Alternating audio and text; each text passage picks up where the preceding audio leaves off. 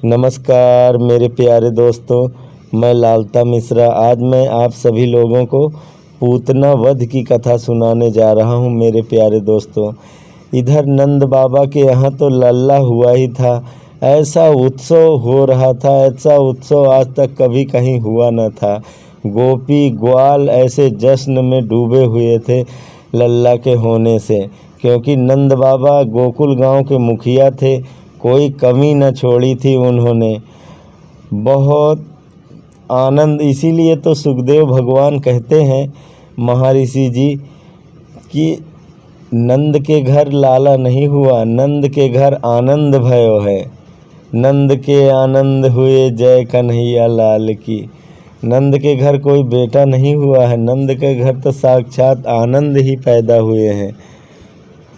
इसलिए वो इतना प्रसन्न नंद बाबा यशोदा मैया, क्योंकि बुढ़ापे में छोरा हुआ था, इसलिए और ज़्यादा खुशी हो रही थी कि चलो भगवान की कृपा बरसी, कम से कम एक छोरा तो हो गया।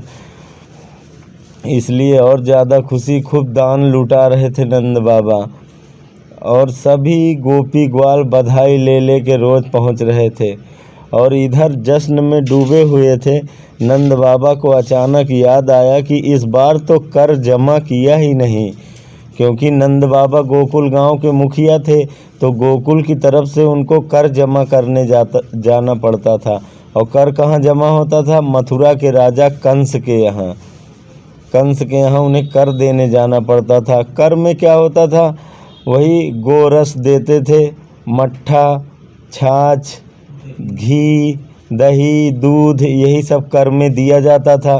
क्योंकि उस समय नंद बाबा के यहाँ 9 लाख गायें थी, और 9 लाख गैया बहुत होती है, क्योंकि उस समय प्राचीन भारत में भारत का मूल स्रोत केवल गाय ही था। सबसे बड़ा धन गाय ही माना जाता था। सबसे पहला धन गोधन, गजधन, वाजधन और रतन धन खान, सबसे पहला धन गाय का माना जाता था। इसलिए गाय की बहुत सेवा होती थी। तो 9 लाख गैया नंद बाबा के यहाँ थी।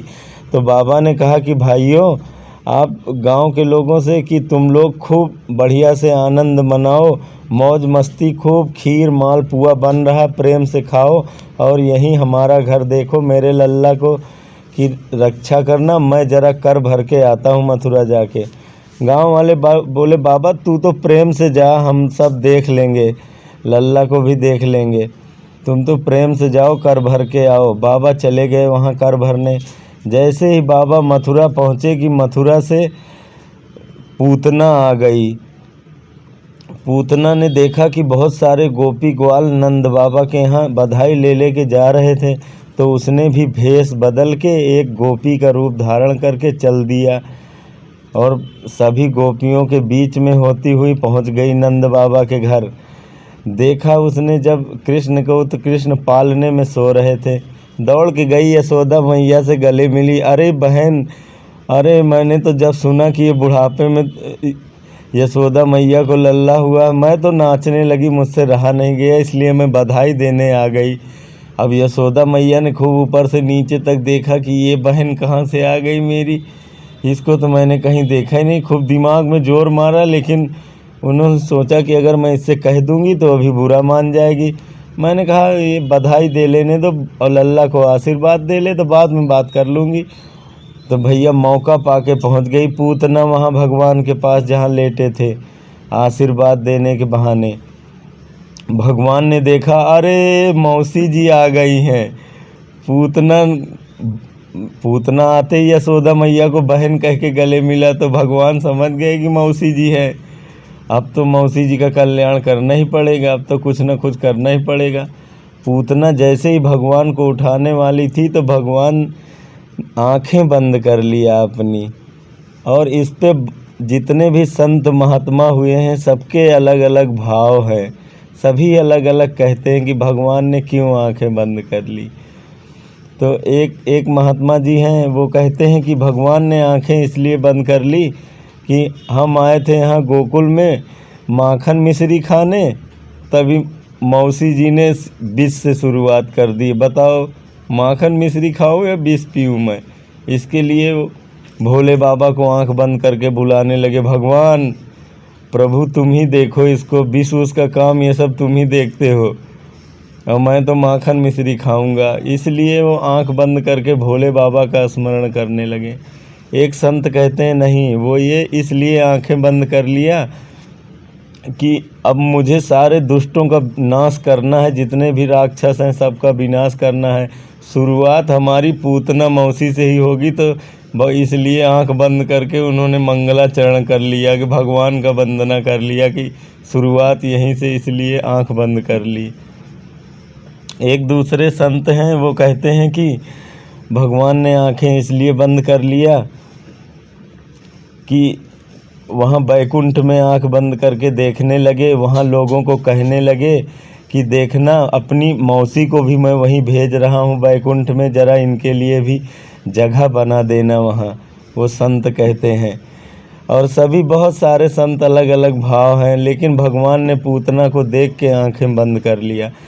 तब पूतना ने उन्हें गोद में उठा लिया और अपने आंचल में ढक के अपना दूध पिलाने लगी। पूतना के स्तनों में वरदानी थी, पूतना राक्षसी तो थी, वरदान था उसके स्तनों में कालकूट जहर निकलता था दूध की जगह। जिस बच्चे को भी पिला देती थी उसकी तुरंत मृत्यु हो जाती थी। तो पूतना ने अपना स्तन निकाल के और जैसे आंचल से ढक के और कन्हैया को पिलाने लगी। कन्हैया जी तो प्रेम से आंखें बंद किए पीने लगे। पहले उसका पूरा विष पिया, फिर उसके जितने भी स्तन में कालकूट जहर भरा था सब खींच के पी लिया। उसके बाद उसके प्राणों को पीने लगे। जब उसके प्राणों को पीने लगे तब पूतना चिल्लाई कि छोड़ दे लाला, छोड़ दे, मुझे मर जाऊंगी, छोड़ दे। चिल्लाने लगी, भागने लगी। लेकिन भगवान बोले कि मौसी यही काम तो मैंने नहीं सीखा, एक बार जिसको मैं पकड़ लेता हूँ फिर नहीं छोड़ता आखिरी दम तक। पूतना चिल्लाने लगी, छोड़ दे लाला, मर जाऊंगी, छोड़ दे। ये चिल्लाते हुए बाहर को भागी निकल के, और उसका इतना बड़ा शरीर अपने असली रूप में आ गई, विशाल काय पूतना। भगवान ने उसके प्राणों को ही खींच लिया पूरा। जैसे ही उसके प्राण निकले कि पूतना धम्म देसी गिर के वहीं पे मर गई। सुखदेव मुनि कहते हैं कि परीक्षित, पूरे 6 कोस के जितने वृक्ष थे गोकुल मथुरा बरसाने के सभी पेड़ गिर गए थे पूतना के मर के गिरने से। आकाश में बिजली कौंध गई थी पूतना के गिरने से, इतनी बड़ी थी पूरी धरती हिल गई उसके गिरने से। और भैया सारे लोग दौड़े भागे, क्या हुआ क्या हुआ, कैसी आवाज़ हुई। यशोदा मैया भी निकल के आई कि क्या हुआ, मेरा लल्ला कहाँ गया। दौड़ के पालने पे गई, देखा तो वहाँ लल्ला नहीं था। अब घबराई यशोदा मैया, रोती भागी बाहर को कि मेरा लल्ला पता नहीं कहाँ गया। सभी लोग आए, भाग के देखा तो पूतना मरी मराई पूतना के ऊपर बैठे भगवान खेल रहे थे। अब सब लोग देख के तो प्रसन्न हो गए कि भगवान चलो लल्ला तो कम से कम आराम से है, कुछ नहीं, उसको तकलीफ़, कोई संकट मुसीबत नहीं आया उसके ऊपर, और लल्ला उसी के ऊपर खेल रहा। पूतना इतनी बड़ी कि गांव वाले जाके सीढ़ी ले आए, सीढ़ी लगा के उसके ऊपर चढ़ के गए उसके पेट पे, तब जाके भगवान कृष्ण को उतार के नीचे लेके आए। इतनी बड़ी पूतना। और उसके बाद सब कोई कह रहा है कि अरे मैं बताऊं कैसे मरी। बोला बताओ कैसे मरी। बोला ये कृष्णा को अपने लेके भागी होगी और अटक के गिर पड़ी तो सोई मर गई है। एक बोला अच्छा ऐसे मरी होती, अटक के गिरी होती तो उल्टा पड़ी होती, ये तो सीधा पड़ी हुई है, अटक के थोड़े पड़ी। एक बोला तू बताओ कैसे पड़ी। बोला मैं बताता हूँ कैसे मरी है। लल्ला को लेके भगी होगी, एक पेड़ से टकराई और बस ऐसे गिर गई पीछे को। बोले सब आपस में बहस करने लगे। ये तो कोई सोच ही नहीं सकता था कि 6 दिन के कृष्ण ने मार दिया होगा उसको। ये तो कोई सपने में भी नहीं सोचेगा कि भगवान ने उसको मार दिया, क्योंकि अभी वो 6 दिन के बालक थे। 6 दिन के बालक को मारने आई पूतना, खुद मर गई। इतने में नंद बाबा आ गए।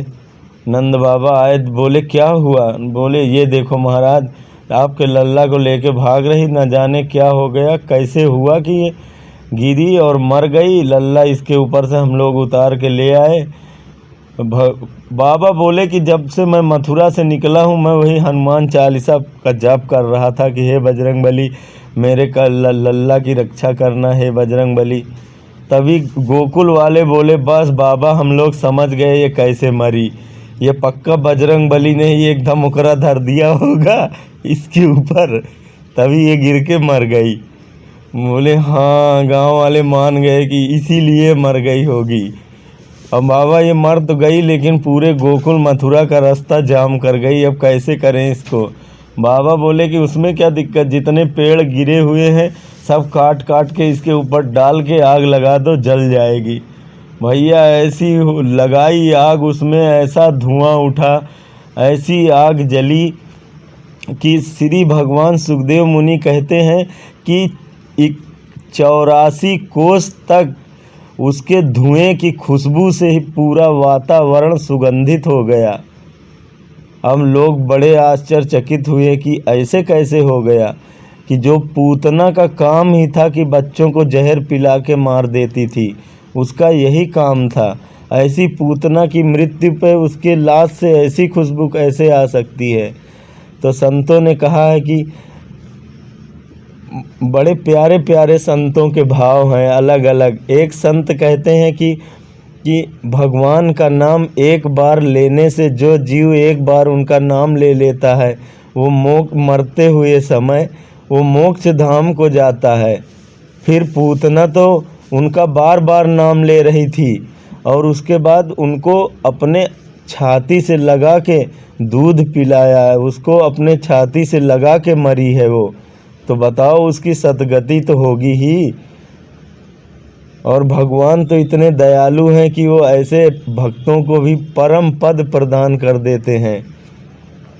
अरे इसी बात पे तो सुखदेव मुनि रीझ गए थे, दौड़े दौड़े वेद व्यास के पास भागे भागे चले गए थे जब उन्होंने सुना कि पापिनी पूतना को भी भगवान ने परम पद दे दिया। तो सुखदेव मुनि भी दौड़े दौड़े चले गए, जो इतने बड़े सबसे ज़्यादा विरक्त हैं। भगवान ऐसे ही कृपा करते हैं।